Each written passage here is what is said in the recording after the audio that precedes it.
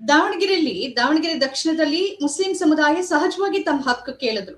ನಮ್ ಸಂಖ್ಯೆ ಜಾಸ್ತಿ ಇದೆ, ನಾವು ನಿರ್ಣಾಯಕರಿದ್ದೀವಿ, ಬೇರೆ ಸಂದರ್ಭದಲ್ಲಿ ನೀವು ಕೊಡೋದಿಲ್ಲ, ಯಾಕೆಂದ್ರೆ ನಿಮ್ಗೆ ಗೆಲ್ಲೋಕ್ ಆಗೋದಿಲ್ಲ, ಬೇರೆ ಬೇರೆ ಸಬೂಬ್ ಹೇಳ್ತೀರಿ, ಈಗ್ಲಾದ್ರೂ ಕೊಡಿ ಅಂತ. ಅದಕ್ಕೆ ಕಾಂಗ್ರೆಸ್ ಏನ್ ಹೇಳ್ತು, ಇಲ್ಲ ಇಲ್ಲ ನಮ್ದೊಂದ್ ಸಂಪ್ರದಾಯ ಇದೆ, ಯಾರು ಮೃತ ಪಡ್ತಾರೋ ಅವ್ರ ಕುಟುಂಬಕ್ಕೆ ಕೊಡ್ತೀವಿ ಅಂತ. ಅಲ್ಲಿ ಅಬ್ದುಲ್ ಜಬ್ಬಾರ್ ನನಗೆ ಟಿಕೆಟ್ ಕೊಡಿ ಅಂತ ಕೇಳಿರ್ಲಿಲ್ಲ, ಶಾಮ್ನೂರು ಕುಟುಂಬದವರನ್ನ ಬಿಟ್ಟು ಯಾರಿಗಾದ್ರೂ ಕೊಡಿ ಅಂತ ಕೇಳಿದ್ರು. ಇವತ್ತಿನ ಪರಿಸ್ಥಿತಿ ಅವ್ರು ಅಬ್ದುಲ್ ಜಬ್ಬಾರ್ ಅವ್ರು ಹೇಳಿರೋದು, ಕೆಲವರು ಮಾತಾಡ್ತಿರೋದು, ಅಲ್ಲಿನ ಸ್ಥಳೀಯ ಮುಸ್ಲಿಂ ನಾಯಕರುಗಳು ಹೇಗಿದೆ ಅಂದ್ರೆ, ಇಡೀ ಶಾಮ್ನೂರು ಕುಟುಂಬ ಮತ್ತು ಕಾಂಗ್ರೆಸ್ ಅಲ್ಲಿನ ಸ್ಥಳೀಯ ಮುಸ್ಲಿಂ ನಾಯಕತ್ವವನ್ನೇ ಬದಿಗೆ ಸರಿಸ್ಬಿಟ್ಟಿದೆ. ಸಲೀಂ ಅಹಮದ್ ರಿಜ್ವಾನ್ ಅರ್ಷದ್ ಮೇಲೆ ಅವ್ರ ಮತ ತಗೊಂಡ್ ಬರ್ತಾರೆ ಅಂತ ಅಂದ್ರೆ ಇದನ್ನ ಮಾಡಬಾರ್ದಾಗಿತ್ತಲ್ಲ. ಟಿಕೆಟ್ ಕೊಟ್ಟ ನಂತರದಲ್ಲಾದ್ರೂ, ಈಗ ಸಾದಿಕ್ ಪೈಲ್ವಾನ್ ನೀವ್ ಹೇಳ್ದಂಗೆ ನಿವೃತ್ತಿ ಆಗಿದ್ದಾರೆ, ಅವರೆಲ್ಲೂ ಕಾಣಿಸ್ತಾನೆ ಇಲ್ಲ. ಉಳಿದ ಮುಸ್ಲಿಂ ನಾಯಕರನ್ನು ವಿಶ್ವಾಸಕ್ಕೆ ತಗೊಂಡು ಚುನಾವಣಾ ಪ್ರಚಾರದಲ್ಲಿ ಬಳಸ್ಕೊಳ್ಬೇಕಾಗಿತ್ತು, ಆ ಮುಖಾಂತರ ಸಮುದಾಯವನ್ನ ತಲುಪೋ ಕೆಲಸ ಮಾಡ್ಬೇಕಾಗಿತ್ತು. ಅದನ್ನ ಕಾಂಗ್ರೆಸ್ ಮಾಡ್ತಿಲ್ಲ. ಇನ್ನೊಂದ್ ಕಡೆಯಲ್ಲಿ ಹಾರಿಸ್ ಪುತ್ರ ನಲ್ಪಾಡ್ ಅವರಲ್ಲಿ ಹೋಗಿ ಹೇಳ್ತಾರೆ, ದಾಡಿ ಬಿಟ್ಟು ಟೋಪಿ ಹಾಕೊಂಡವರೆಲ್ಲ ಮುಸ್ಲಿಂ ಆಗೋದಿಲ್ಲ ಅಂತ. ಇದು ಸಹಜವಾಗಿ ಸಮುದಾಯವನ್ನ ಕೆರಳಿಸುತ್ತೆ ಈ ತರದ ಹೇಳಿಕೆಗಳು. ಇದು ಕಾಂಗ್ರೆಸ್ಗೆ ಲಾಭ ತಂದು ಕೊಡೋದಕ್ಕಿಂತ ನಷ್ಟವನ್ನೇ ಹೆಚ್ಚು ತರಬಹುದು ಅಂತ ಅನ್ಸುತ್ತೆ.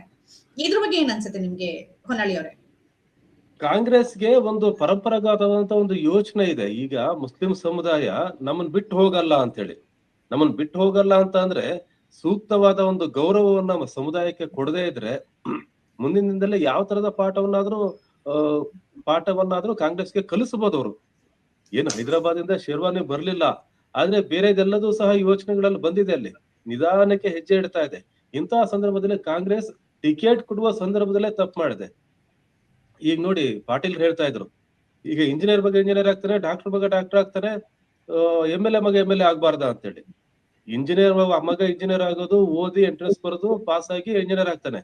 ಡಾಕ್ಟರ್ ಮಗನು ಸಹ ಎಂಟ್ರೆನ್ಸ್ ಪಾಸ್ ಆಗಿ MBBS ಸೀಟ್ ತಗೊಂಡು ಡಾಕ್ಟರ್ ಆಗ್ತಾನೆ.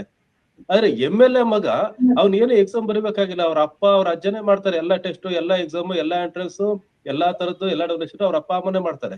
ಇಂತಹ ಸಂದರ್ಭದಲ್ಲಿ ಇದೊಂದು ಇರ್ರಿವಲೆಂಟ್ ಆದ ಸ್ಟೇಟ್ಮೆಂಟ್ಗಳು.